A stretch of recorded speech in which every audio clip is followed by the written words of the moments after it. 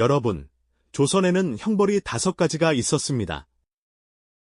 태형, 장형, 도형, 유형, 사형. 근데 이 5글자 중에서 사람들을 가장 오래 떨게 만든 게 무엇이었을까요? 사형? 물론 사형은 끝이죠. 그런데 조선 사람들은 사형 다음으로 무섭다고 여긴 형벌이 따로 있었습니다. 바로 유형, 유배. 이거 이상하죠? 유배는 안 죽잖아요.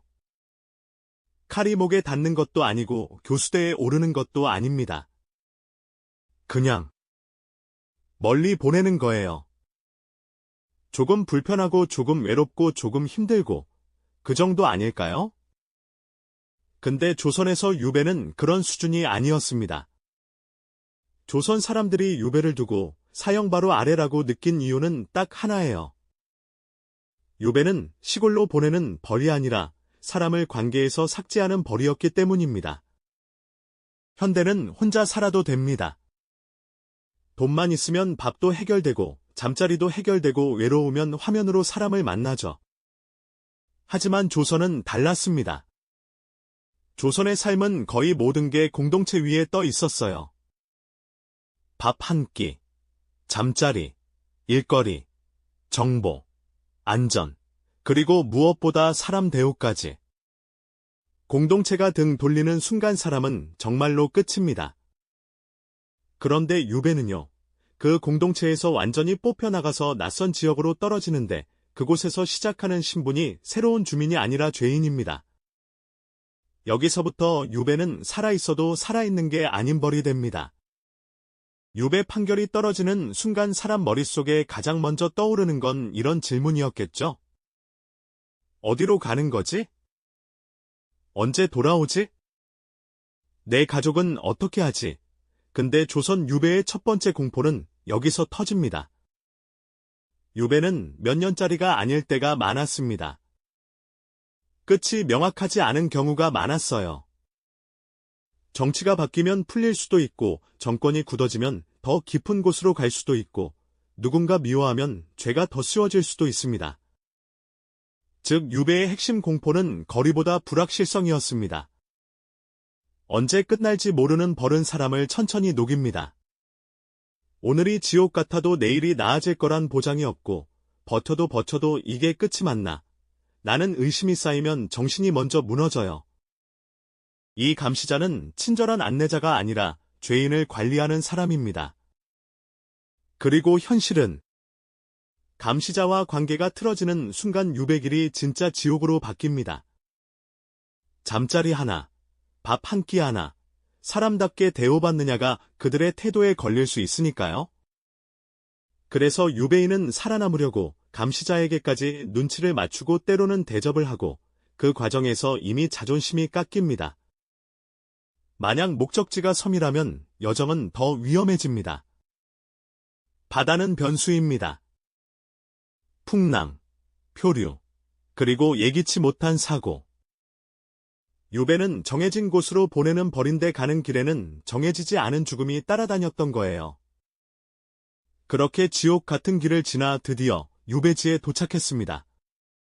사람은 당연히 이렇게 기대하죠. 그래도 이제는 국가가 어딘가 재워주겠지. 밥은 최소한 주겠지. 여기서 첫 번째 큰 반전이 터집니다. 도착부터 시작되는 건 국가가 아니라 마을이 떠안는 형벌이었습니다.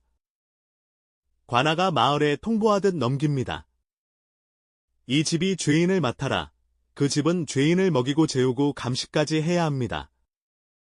대신 명목상으로 부담을 덜어주는 조치가 있기도 하지만 그걸로 마음이 풀릴 리가 없죠. 그 집 입장에서 유배인은 손님이 아니라 짐입니다.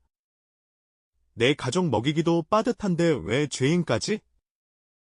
그래서 유배인은 환영받지 못합니다. 잠자리는 방이 아니라 창고, 헛간, 처마 및 같은 자리로 밀릴 수 있고 밥도 안 굶게만 주는 수준으로 떨어질 수 있습니다. 근데 유배의 진짜 잔인함은 미워하는 사람이 집주인 한 명이 아니라는 데 있습니다. 마을 전체가 죄인을 싫어해요. 왜냐하면 죄인이 오면 마을이 불편해지고 혹시 문제가 생기면 마을이 책임을 뒤집어쓸 수 있고 죄인을 먹여야 하는 부담이 언젠가 자기들 몫이 될 수도 있으니까요. 그래서 유배인은 도착한 순간부터 마을의 시선 안에서 삽니다. 그리고 이때부터 조선 유배의 핵심이 드러납니다. 조선은 공동체 없이는 살기 어려운 사회였습니다. 유배인이 가장 먼저 확인해야 하는 건 딱 하나예요. 나는 내일도 먹을 수 있는 최소치가 있는가? 이게 무너지면 바로 다음 단계로 떨어집니다. 구걸입니다. 근데 조선에서 구걸은 단순 가난이 아닙니다. 평판이 완전히 무너지는 일이에요. 그래서 2일차부터 유배인은 계산을 시작합니다. 내가 먹고 살기를 만들 수 있을까? 3일차, 감시가 체감됩니다. 유배인은 감옥처럼 갇혀있지 않아도 늘 눈이 있어요.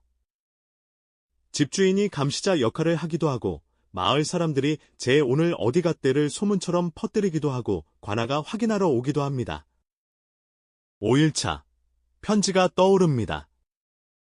유배에서 사람을 가장 빨리 무너뜨리는 건 고립입니다. 가족이 그립고 소식이 궁금하고 내가 잊혀지는 게 무섭습니다. 그래서 유배인은 편지를 쓰고 싶어져요. 유배지에서 살아남는 사람들은 대단해서가 아니라 자기 삶의 작은 질서를 만들었기 때문에 버틴 겁니다. 7일차, 마지막 관문. 유배인의 생존은 이 질문으로 정리됩니다. 나는 이 마을에서 완전히 버려진 죄인으로 남을 것인가? 아니면 필요한 존재로 살아남을 것인가? 잔 브루텔하지만 조선의 유배는 그 답을 강요하는 처벌이었습니다. 그리고 여기서 두 번째 큰 반전이 터집니다. 같은 유배라도 누구에게는 지옥이고 누구에게는 대기실이 됩니다. 정치적으로 다시 불려갈 가능성이 남아있거나 돈과 인맥이 남아있는 사람은 유배지에서도 대접의 온도가 달랐습니다. 마을은 계산합니다. 저 사람은 돌아오면 권력이다. 그래서 죄인을 대접하는 게 아니라 미래 권력에 보험을 드는 겁니다. 반대로 정치적으로 끝장난 사람은 유배가 사실상 살아있는 격리로 굳어집니다. 움직임이 제한되고 감시가 강화되고 사람 만나는 것 자체가 막혀요. 이걸 깨닫는 순간 유배인은 두 가지 중 하나를 선택합니다. 부서지거나 적응하거나. 조선에서 유배가 사형다음으로 무서웠던 이유는 바로 이 지점에 있습니다. 살 수는 있다는 말이 살아도 된다는 뜻이 아니었기 때문입니다. 살아남으려면 내가 나를 깎아야 했고, 관계를 다시 짜야 했고, 공동체의 눈을 견뎌야 했고, 끝이 보이지 않는 시간을 버텨야 했습니다. 그래서 유배는 사람을 죽이지 않고도 사람을 망가뜨릴 수 있는 처벌이었습니다. 자, 마지막 질문 하나 남기고 마치겠습니다. 만약 여러분이 조선에서 유배를 갔다면 무엇으로 버틸 건가요? 몸으로? 글로? 장사로? 아니면 눈에 안 띄게 숨는 방식으로? 댓글로 남겨주세요. 여러분이 선택한 유배 생존법이 다음 이야기를 여는 열쇠가 됩니다. 지금까지 귀로 읽는 역사책이었습니다.